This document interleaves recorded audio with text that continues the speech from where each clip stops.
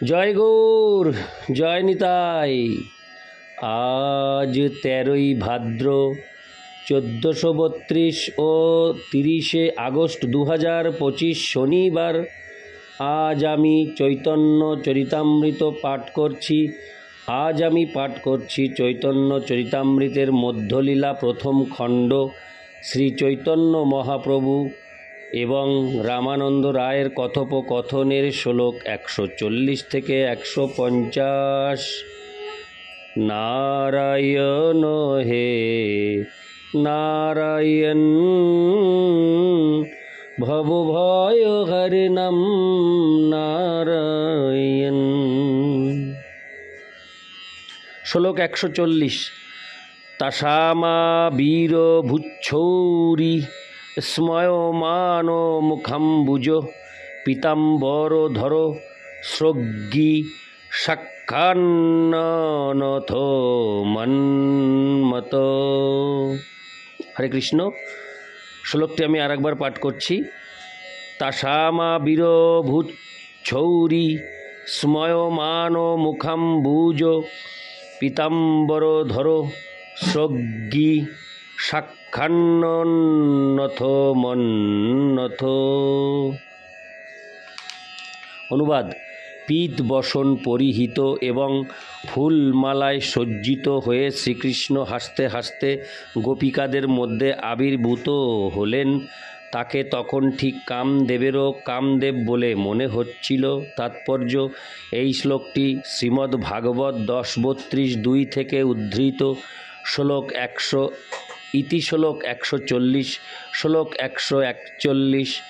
নানা ভক্তের রসামৃত নানাবিধ হয়, সেই সব রসামৃতের বিষয় আশ্রয়। শ্লোকার্থ: প্রতিটি ভক্তই কোনো বিশেষ রসে শ্রীকৃষ্ণের সঙ্গে সম্পর্কিত।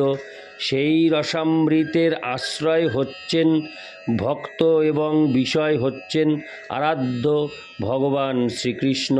ইতি শ্লোক 141। শ্লোক 142। অখিল রসামৃত মূর্তি প্রশ্রীমর রুচিরুদ্ধ তারকা পালি কলিত শ্যামা ললিত রাধা প্রেয়ান বিধুর জয়তী। অনুবাদ: অখিল রসামৃত মূর্তি প্রসরণশীল কান্তির দ্বারা তারকা থেকে পালি নাম্নী সখীদ্বয়ের অবরুদ্ধকারী, শ্যামা এবং ললিতা সখীর বশকারী শ্রীমতী রাধারানীর অত্যন্ত প্রিয় শ্রীকৃষ্ণচন্দ্র জয়যুক্ত হন। তাৎপর্য: সকলেই কোনো বিশেষ রসের দ্বারা শ্রীকৃষ্ণের সেবা করেন বা ভক্তি করেন। সমস্ত রসের ভক্তদেরই পরম আকর্ষণ হচ্ছেন শ্রীকৃষ্ণ। তাই তাকে বলা হয় অখিল রসামৃত মূর্তি। কিন্তু তা হলেও তিনি শ্রীমতী রাধিকার রসেরই একমাত্র পরম বিষয়। এই শ্লোকটি শ্রীল রূপ গোস্বামী রচিত ভক্তি রসামৃত সিন্ধু গ্রন্থের প্রথম শ্লোক। ইতি শ্লোক 142। শ্লোক 143। শৃঙ্গার রস রাজময় মূর্তিধর অতএব আত্মপর্যন্ত সর্বচিত্ত হর। শ্লোকার্থ: শ্রীকৃষ্ণ সমস্ত রসের ভক্তদের আকর্ষণ করেন, কেননা তিনি রসরাজ, শৃঙ্গার রসের মূর্ত প্রকাশ। তাই শ্রীকৃষ্ণের শ্রীরূপ তার অর্থাৎ কৃষ্ণের পর্যন্ত চিত্ত হরণ করে। ইতি শ্লোক 143। শ্লোক 144। বিশেষামনুরঞ্জনেন জনয়ন্নানন্দমিন্দিবর শ্রেণী শ্যামল কোমলই রূপ নয়নঙ্গৈরনঙ্গোৎসবম স্বচ্ছন্দং ব্রজসুন্দরী ভীরভীত প্রত্যঙ্গমালিঙ্গিত শৃঙ্গার সখী মূর্তিমানিব মধ্যৌ মুগ্ধ হরি ক্রীড়তি। অনুবাদ: হে সখী, দেখো কৃষ্ণ কিভাবে বসন্ত ঋতুকে উপভোগ করছে। তার প্রতিটি অঙ্গ গোপীদের দ্বারা আলিঙ্গিত হয়েছে এবং তাই তাকে ঠিক মূর্তিমান কামদেবের মতো মনে হচ্ছে। তার অপ্রাকৃত লীলা বিলাসের দ্বারা সে সমস্ত গোপীদের এবং সমস্ত জগৎকে আনন্দদান করছে। তার নীল কোমল অঙ্গ যেন অনঙ্গের আনন্দোৎসবের সৃষ্টি করেছে। তাৎপর্য: এই শ্লোকটি ছিল জয়দেব গোস্বামী বিরচিত গীত গোবিন্দ 1-11 গ্রন্থ থেকে উদ্ধৃত। এই শ্লোকটি শ্রী চৈতন্য চরিতামৃতে আদিলীলার 4th পরিচ্ছেদের 224 শ্লোক রূপেও উল্লেখিত হয়েছে। ইতি শ্লোক 144। শ্লোক 145। লক্ষ্মীকান্তাদি অবতারের হরে মন, লক্ষ্মী আদি নারীগণের করে আকর্ষণ। শ্লোকার্থ: তিনি শঙ্কর্ষণের অবতার এবং লক্ষ্মী দেবীর প্রতি নারায়ণেরও মন হরণ করেন। হরে কৃষ্ণ। নারায়ণেরও মন হরণ করেন এবং লক্ষ্মী আদি নারীদেরও আকর্ষণ করেন। ইতি শ্লোক 145। শ্লোক 146। দ্বিজাত্তজা মে যুবয়োর দিদৃক্ষুনা ময়োপনীতা ভুবি ধর্মগুপ্তয়ে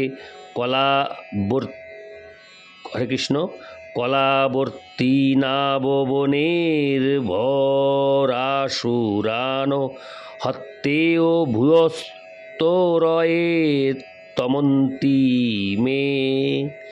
অনুবাদ: কৃষ্ণ এবং অর্জুনকে সম্বোধন করে মহাবিষ্ণু মহাকাল পুরুষ বললেন, হে কৃষ্ণার্জুন, তোমাদের দেখবার ইচ্ছা হয় আমি ব্রাহ্মণ কুমারদের এখানে এনেছি। তোমরা জগতে ধর্ম রক্ষার জন্য তোমাদের সমস্ত শক্তি সহ অবতীর্ণ হয়েছ এবং পৃথিবীর ভাবরূপ অসুরদের হত্যা করে শীঘ্র এখানে ফিরে এসো। তাৎপর্য: এই শ্লোকটি শ্রীমদ্ভাগবত 10:89-58 থেকে উদ্ধৃত। এই শ্লোকে দ্বারকায় ব্রাহ্মণ কুমারকে অকাল মৃত্যুর হাত থেকে রক্ষা করতে প্রতিজ্ঞাবদ্ধ অর্জুনের চেষ্টা বিফল দেখে শ্রীকৃষ্ণ অর্জুনকে যে জড়জগতের পরপারে মহাকালপুরে নিয়ে গিয়েছিলেন তা বর্ণনা করা হয়েছে। মহাবিষ্ণু ও শ্রীকৃষ্ণের মাধুর্যে মুগ্ধ হয়ে তার রূপ দেখার জন্য ব্রাহ্মণ কুমারদের অপহরণের ছলে শ্রীকৃষ্ণকে দর্শন করেছিলেন। এই শ্লোকটি থেকে বোঝা যায় যে শ্রীকৃষ্ণ মহাবিষ্ণুকে পর্যন্ত আকর্ষণ করেন। ইতি শ্লোক 146। শ্লোক 147। কস্যানু ভাবহস্য ন দেব বিদ্মহে তবাঙ্ঘ্রিরেণু স্পরশাধিকার যদ্দাঞ্চয়া শ্রীললনাচরোত্তপ বিহায় কামান সুচিরং ধৃতব্রতা। অনুবাদ: হে দেব, আপনার চরণ রেণু লাভ করার বাসনায় লক্ষ্মী দেবী দীর্ঘকাল সমস্ত কাম পরিত্যাগ করে ধৃতব্রতা হয়ে তপস্যা করেছিলেন। সেই চরণ রেণু এই কালীয় সর্প যে কি সুকৃতির দ্বারা লাভ করবার যোগ্যতা অর্জন করল তা আমরা জানি না। তাৎপর্য: শ্রীমদ্ভাগবতের 10:16-36 এই শ্লোকটি কালীয় পত্নীদের উক্তি। শ্লোক 148। আপন মাধুর্যে হরে আপনার মন, আপনা আপনি চাহে করিতে আলিঙ্গন। শ্লোকার্থ: শ্রীকৃষ্ণের মাধুর্য এমনই মনোহর যে তা তার নিজের মন হরণ করে এবং তিনি নিজে নিজেকে আলিঙ্গন করতে চান। ইতি শ্লোক 148। শ্লোক 149। অপরিকলিত পূর্ব কস্মৎকারকারী স্ফুরতি মম গরিয়ানেশ মাধুর্য পুর অয়মহোমপি হন্ত প্রেক্ষজং লুব্ধ চেতা সরভসমুপভোক্তুং কাময়ে রাধিকেব। অনুবাদ: এক অনাস্বাদিত মাধুর্য যা প্রতিটি মানুষকেই চমৎকৃত করে, তা আমার থেকে অধিকার কে প্রকাশ করে? এই মধুরিমা অবলোকন করে আমার চেতনা প্রলুব্ধ হয় এবং শ্রীমতী রাধারানীর মতো আমি সেই রূপ ও মাধুরী আস্বাদন করতে বাসনা করি। তাৎপর্য: এই শ্লোকটি ছিল রূপ গোস্বামীর রচিত ললিত মাধব নাটক 8:34 থেকে উদ্ধৃত হয়েছে। ইতি শ্লোক 149, শ্লোক 150। এই তো সংক্ষেপে কহিল কৃষ্ণের স্বরূপ, এবে সংক্ষেপে কহি শুনো রাধা তত্ত্বরূপ। শ্লোকার্থ: শ্রী রামানন্দ রায় তখন বললেন, সংক্ষেপে আমি শ্রীকৃষ্ণের স্বরূপ বর্ণনা করলাম, এখন আমি শ্রীমতী রাধারানীর তত্ত্ব বর্ণনা করব, তা শ্রবণ করো। ইতি শ্লোক 150।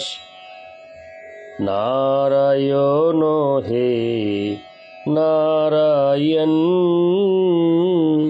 ভবভয় হরণম নারায়ণ।